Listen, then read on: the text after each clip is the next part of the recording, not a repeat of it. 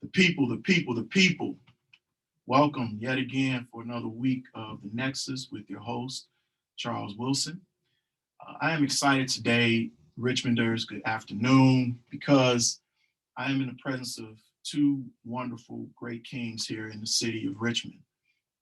But before I get there and introduce you to these men, I at least want to remind you of what this is really about.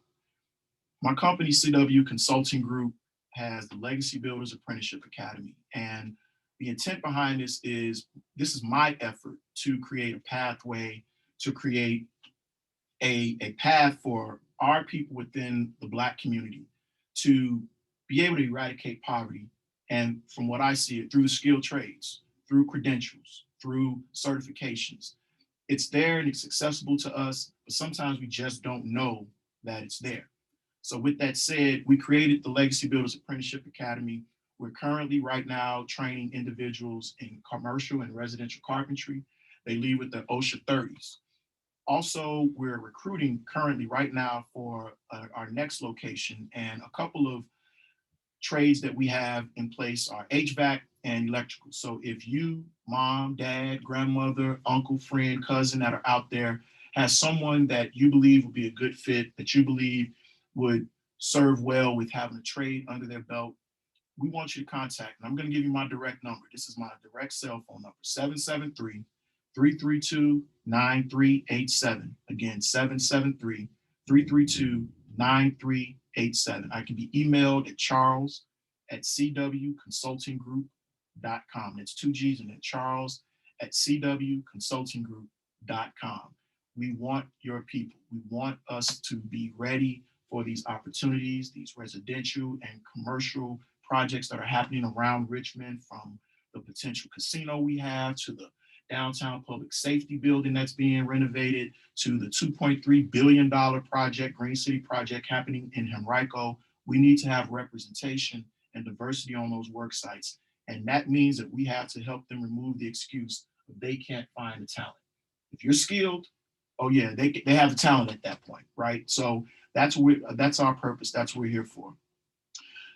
I want to transition now into a review of last week. Last week we talked about now faith and that intentional effort in putting works with your faith, visualizing, seeing that thing that you desire for yourself and putting actions and works behind it. It's not enough to just believe. There has to be a body of work that you can go to and say, I made progress toward the realization of that thing I have in my mind. And the other thing is there needs to also be exposure to what's possible. You have to have examples. You have to have people willing, once they've sort of left the coop, left the village, and have gone out there and gotten that worldview, to come back and snitch. Tell the people in the community the blueprint. Tell them the pathways and the impediments that they'll encounter. We have to do that if we want to see people successful in seeing some of those dreams and visions that they have for themselves be realized. So with that, I want to talk about today and why I have these two extraordinary men next to me. They are on the front line.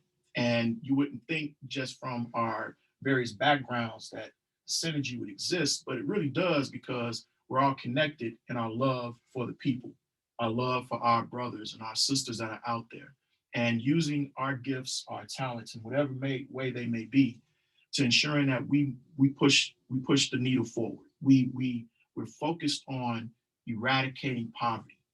That's what this is about. Do radio, action radio, eradicating poverty. And so with that, I want to introduce you to my brother Shawn Pettiford and my brother Duane Brown. And today's topic, gentlemen, is eradicating poverty and the Black man's role in that, which is why I asked you two men to come in. So I want to first go to you, Shawn, if you could introduce yourself, share with people whatever you want them to know about you right now as we delve into this idea of what our roles are in eradicating poverty within our community as Black men. All right. Hello, everybody. Not sure who I'm talking to, but I want everybody to hear it. That's right. My name is Shawn Pettiford. I'm a native, born and raised here in Richmond. Lived in every part of Richmond, north, south, east, west. dealt with every non-traditional adversity that comes with living in urban communities. I won't say inner city because not all inner cities have the same issues, but the urban community, we know what that is as far as just government assistance and seeing the trauma that seems to allow people to get kind of desensitized to, but never goes away within the person. So um, I've been hands-on, giving back to my community, not monetarily. I think we get caught up in giving back, meaning that you got to give some money. Um, I actually wanted to be a walking example to the young men who grew up like I did and not be in the same environment, and just let them know that if I can do it, they can do it. That's right.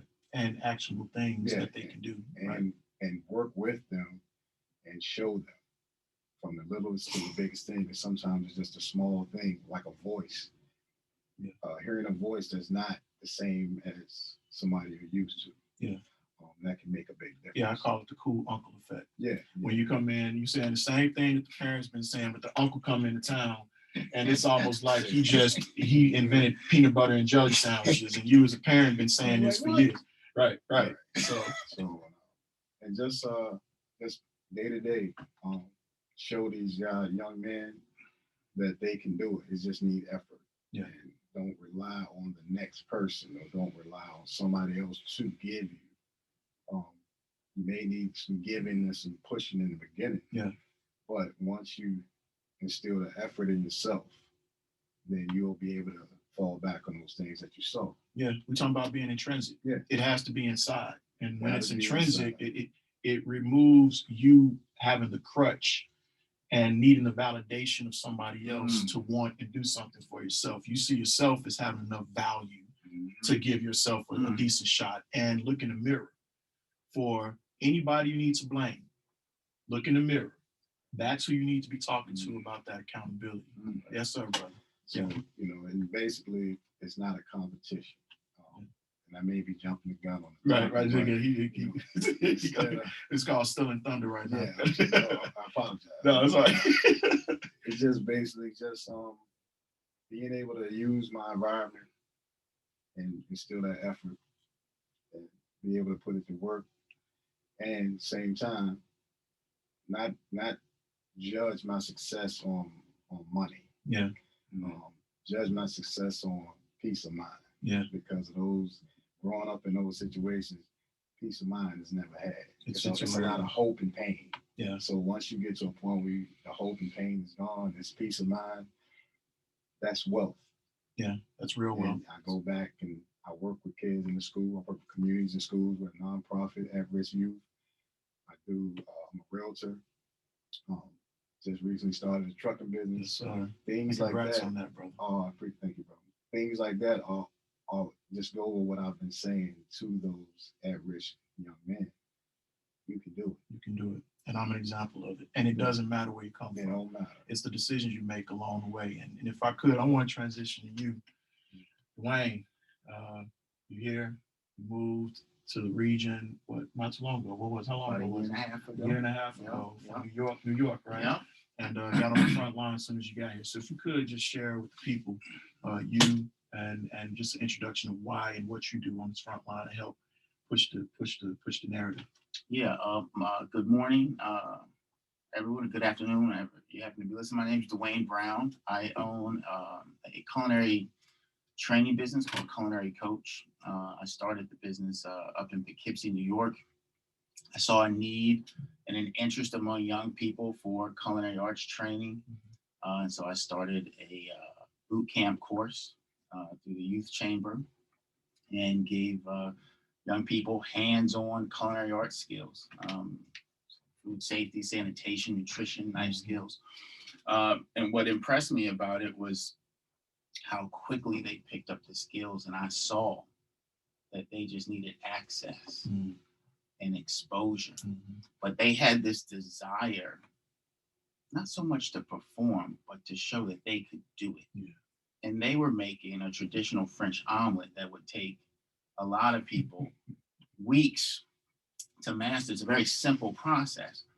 But when I saw how quickly they saw the technique, yeah, they applied it once, and then they refined it the next time around. And when I saw that drive in them, it just set me off. And I knew that there was a level of innovation and creativity in the urban community that's untapped.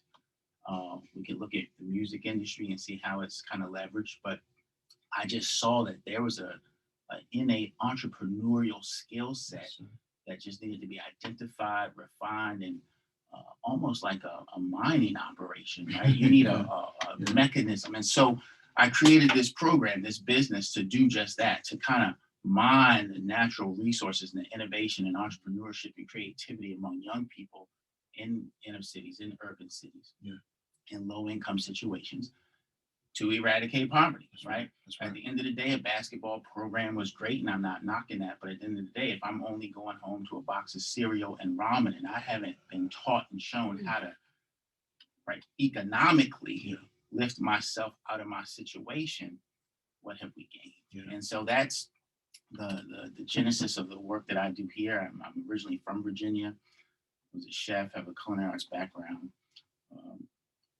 You know you're downplaying this, right? We talking about that executive sous chef. I mean, you are that guy. Come on, man. Well, Let 'em I think I did a little something. I mean, you know, I do a little something. I was a chef for about close to 20 years. Yeah. I can get down, you know, but you know, when you're seasoned in a thing, you know, I understand. you know, Exactly. but I appreciate it. Absolutely. I'm gonna give the roses, man. So yeah, so I also oversee a workforce development program for a nonprofit in Richmond that operates for small businesses to give entry-level employment to 16 to 24-year-olds. And so I'm out there in it every day,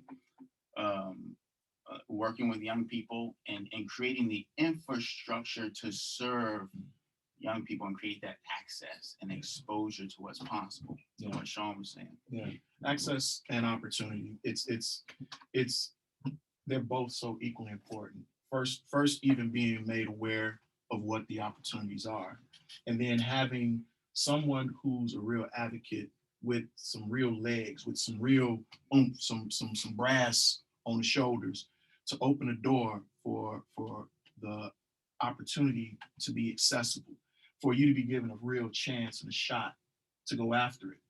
We need to have that. And that's why, again, I go back to this idea of being a snitch. I go back to that idea of those of us who've been there and have seen it, we have a responsibility and a duty to come back and knock open those doors and let people know that here's how you do it. And again, back to what you said earlier, Shawn, I'm not only going to just tell you about it, but here's how. And I can use myself. I'm a muse. I'm who you can look at and be an example of what we mean by that. So I touched on what today's topic is regarding our role as far as being Black men and helping to eradicate poverty within our communities. And I am a firm believer in collaboration. And what I could tell over the years, my own experience, which I'm sure each of you can attest to, is one of the hardest and more challenging things amongst Black men is collaboration. It's so many things wrapped up in that we don't even have enough time to peel back. But I'll go through what I think are normally the number one and two things that impede progression and collaboration. And that is, in my opinion, pride and ego. Pride and ego. And whatever the reason behind it, which is typically fear. Are you going to steal my idea? Can I trust that you're not going to clown me or embarrass me when I share these things with you? All these things, in my opinion, has kept us from being able to talk, our worry and concern about that. So I want to just ask you, in this space of collaboration, in this space of us as Black men, and briefly, if you could, Shawn, what do you see as a solution to that amongst us as brothers, as far as us as Black men and that effort to eradicate poverty within our community? Well, I look at it as it's a twofold. It's inner and outer. Mm-hmm. Inner, and I say inner, I refer to a person understanding themselves. A person knowing that his thoughts, his ideas, his efforts don't need to be governed or measured or judged by anybody outside of him. Yeah. So, like you said, if my idea and my aim and my scope and my overall purpose is to help. It doesn't matter what happens because I know that the idea I got and the efforts I got and the things I want to do, nothing can stop it. Right. Nothing is going to get in the way of it but myself, Mm. which moves to the outer. Like you said, the pride, competition piece, that's too many layers of the onion. We do know, especially just speaking on Richmond, the history of Richmond, Mhm. that's a mentality. Yeah. When do you change that mentality? Meaning, I can't give you, and my day to day, I upset a lot of people. Stuff that they want to sell to you. Yeah. Brothers I know who do certain occupations, everything they give you just enough information to get you hooked on, and then want you to spend some money. Whereas me, you can have it. It doesn't infringe on me. How many times have we talked about that, Jets? Like there being a restriction of knowledge, a hoarding of knowledge. What have you seen that impact you, Duane? Like when we talk, and I see you talk about this generationally, where you look sometimes to the elders, you say, hey man, how did you do what you did? They're like, man, you got to work hard. Or I did this on my own. Mm. Yeah. You just got to figure it out. Mm. I saw Poughkeepsie, New York's a lot like Richmond, but I saw it in and through the church, and I saw the scarcity of resources. Mm. And I saw and experienced a leader that had young people in their congregation, and they made sure that their young people got access to that particular resource. But the neighbors, the other group across the street, across town, y'all on your own. I gotta do me and mine. Right. And so it was unfortunate, but the scarcity of resources, they felt that they didn't have much choice but to make sure they protected their own. And so there was this, I'm going to protect this knowledge. I'm going to protect this grant funding. Right. And I'm going to keep it to myself. So that's a mentality. Right. Lack. Right. Not enough of. Right. And because you're afraid that there's not enough, and I've seen both it be not enough, and even if there's more, I just don't want you doing it how I'm doing it. I want the bins. Right. And I don't know if I want anyone else to have the bins like me. I want the 5,000 square foot home. I don't know if I want you up here in this secluded cul-de-sac with me doing the same thing, right? I mean, and how much of that, again, that's why I go back to that pride and ego. There's none. If we treat it just day to day like a relationship, and like Duane said, what's the old saying that we always hear when we were young? It takes a village to raise. That's right. Okay, the village may not look the traditional way, in that your neighbors are all going to help, but then the village now looks like a congregation of brothers who have made it to a place. Yeah. That's the village now. Yeah. Right. Now you go back and say, here's a carpenter, here's a chef, here's a realtor, here's all these things that based off that limited resources that used to keep us at a place. Yeah. It ain't that no more. It ain't that, because we've been places now. There's this, and so now as I'm speaking about this actionable thing, and I want to even put myself out there with, and we talked about this a little bit before we started the program. I have a mentality, especially in being in new environments and meeting new people. And I was accustomed to having to do this because I was in the Navy. So there was always just moving around, going base to base. And that was my first experience in having to go into a new area and have a whole new set of people that I have no familiarity with, no pre-existing relationships. And in carrying over that mindset into business and entrepreneurship, I found, especially when I'm collaborating and the need for collaboration, especially amongst Black people, especially amongst Black men, that I'll go first. There's something about me, it's like, I'll show you mine, you show me yours first. Well, we'll be spinning around and nothing be, progressed or accomplished in having that state of mind. So I have this idea of me, I'll go first. And I talk about that, and I shared this with you, man, about this. In going first and sharing what I have, I am creating a space of vulnerability. That's how I feel. Like me saying, here's what I got. Here's the things that I believe I bring to the table that have value. You may tear it down. And that's the thing about us is being embarrassed and worried about being embarrassed. I'll go first, share. Here's what my idea, here's my concept. And here's the thing I've also felt, and I wanted you both to chime in on this idea of someone thinking they could take your idea or do what you do. You cannot do what I do. You can do something in your version and way of doing it, but you cannot do, and I talked about this a couple weeks ago, I'm the secret sauce. So where do you come in? How did you keep the fear of your idea on the culinary side and how you're going to go about bringing this gift that you have to the people? How did you approach that in a space of collaboration? You touched on it earlier. I was in a role at a culinary school, and I was essentially being ignored by my supervisor. Yeah. I wasn't getting the time of day. I'd go to a meeting with an agenda, she'd ignore it.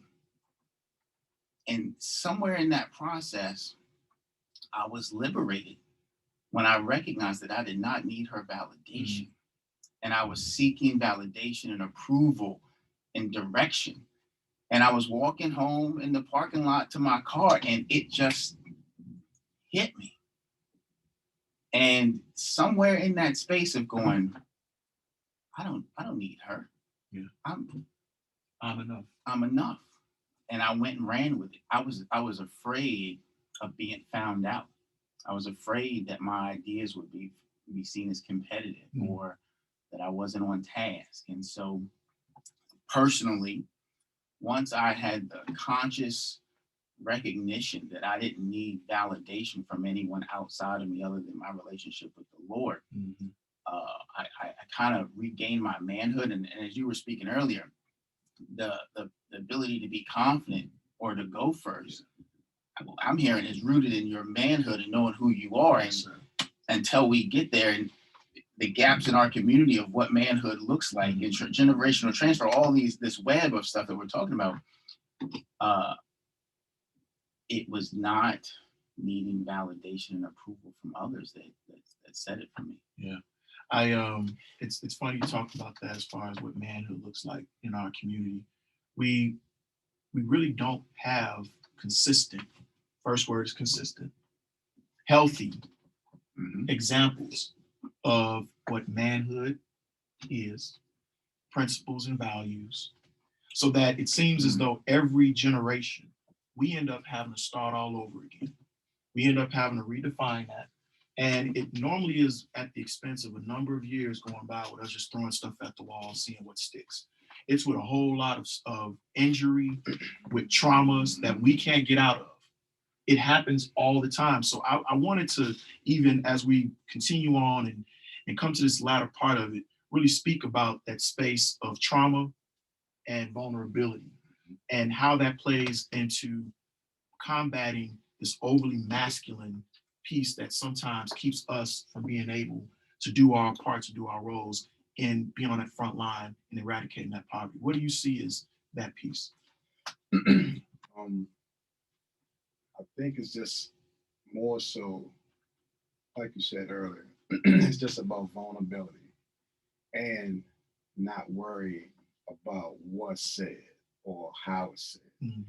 An example is growing up, we sat back and watched different men, different types of men, the blue collar guy, the by any means necessary guy, the straight illegal guy. So what you do as a person through all that adversity and trauma, of course you have to put that trauma in place.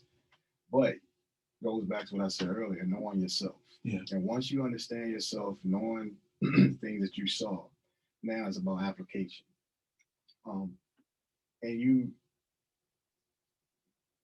had these outside things, whereas you soft to appreciate somebody. Yeah. Like that's the weirdest thing to me, because if somebody's impactful to you and helped you and have guided you, don't wait till it's too late. We talked about those roses earlier. Appreciate them at that moment. You know, that let them smell their flowers while they're here. And that's okay. because you will tell your blood brother you love him, Yeah. even though y'all relationship ain't good. Right. So why not somebody who's outside of your immediate, who's shown that they really That's right. vested into your well-being? Why can't you tell them or show them? You know, everybody expresses different, but it's still the same thing. You appreciate, and that's really all that they want. You know, when you see the older and younger, how the old guys say, y'all, y'all ain't got a clue. We Right. did it this way. Yeah. Well, the generation thing is those older guys have to stop saying y'all. Yeah. Because you gosh. just another me. You just You're got just- more age on me. But I need you to have that thing of, well, let me just throw it out there. And like you said, Charles, we can't seem to do anything without it being a reward or a Yeah. pat on the back. Yeah. No, let your pat on the back be when you deliver that knowledge to that young man, and then out of the 50 you give it to, 10 of them go on and use it. That's your pat on the back. And it's a ripple effect. And it trickles down. It's a ripple effect. They end up impacting 1 or 2 or 10 themselves. And then you look up and there's a whole movement. There's a new norm that's created. And again, that transparency, that harmony, that barriers being broken down and say, I actually love you as my brother, as my sister. And that's the piece that I think we need to attack. And I think our generation of men, again, in establishing this new norm, this is why this was important for me. Here's what you all don't know out there. I've met these 2 men within the last literally 2 months. 2 months. And we both, all of us in the relationships came to the table with no concerns or fears about how we look to anyone else, because it went back into, I don't need the validation. We came to the table with whatever we thought we had value and brought. And here's the thing, with an open mind on how we can add to this shared pool of knowledge, and then say, how can I sharpen my iron against your iron, my brother, right? That's what I'm saying is the example we need to set as far as that amongst our people, amongst our young men and women. And if we do that, I think we'll start to see some real movement toward actionable steps, actionable ways in which people can say, as this village, we're going to change the way things are looked at and change the way we do business. That's what my belief is. So there's so much more I want to talk about with this. You know, I think we talked about this a little before the show. This may be a part 2. It may need to be a part 2, because there's some things that I want to get into where, again, I start talking about the use of love within masculinity and not making it a masculine thing, but just a people thing. I want to get to where we talk about traumas. You talked about it earlier, Shawn. Traumas that we have within ourselves that have been untreated. There's not been intervention, and its impact on our ability to be effective leaders to this next generation. That's something I want to get into. I do want to talk about, again, moving forward, as we talk about action. If you're a leader, if you're a person, and I look at leadership as one who influences others. That's my definition of leadership, which means you can be a good or bad leader based upon what your impact is on anybody. You can, and that means that you don't have to be in a certain position to be a leader. Are you, here are my action sort of challenges to you all out there. Are you hoarding information, especially within our community, that could push forward the post? Are you keeping it out of fear that the person or the people won't be good stewards of the relationship or the knowledge? Are you worried about someone doing it in half the time and not paying their dues and going through what I went through in order to get there? See, the thing about our community is we end up having to start over again every generation, and there's no progress. And that has to stop. We have to stop doing that. Or we're going to continue to see other groups blow past us and establish that generational component that's there. And then that last thing I'll challenge you all is, are you giving credit, back to what you said, to those individuals that help you get where you are? Because sometimes that lack of appreciation keeps people from sharing with you what things that you may need in order to remove some of those impediments that you may have. So with all that said, gents, this, I told you it goes by fast, right? It goes by fast. I look forward to us. And then this is for all of you out there. We literally just maybe a week ago we established within ourselves, and we talked about what action steps we're taking as Black men to move the needle. We are creating a collaborative amongst us as Black men here in Richmond. We don't know what we're going to call it. It's the us. And there's a group of us who are just going to meet on at least a monthly basis where we literally sharpen iron and we take the competitiveness out of the off the table, and we bring collaboration and ideas where we can share that and look and say, hey, you're not the only one going through something, and I got your back. And knowing that up front, that being an example that we can set and then use that for when we go back into the communities and the people that we engage with. So that's what I want to leave you with out there, Richmond.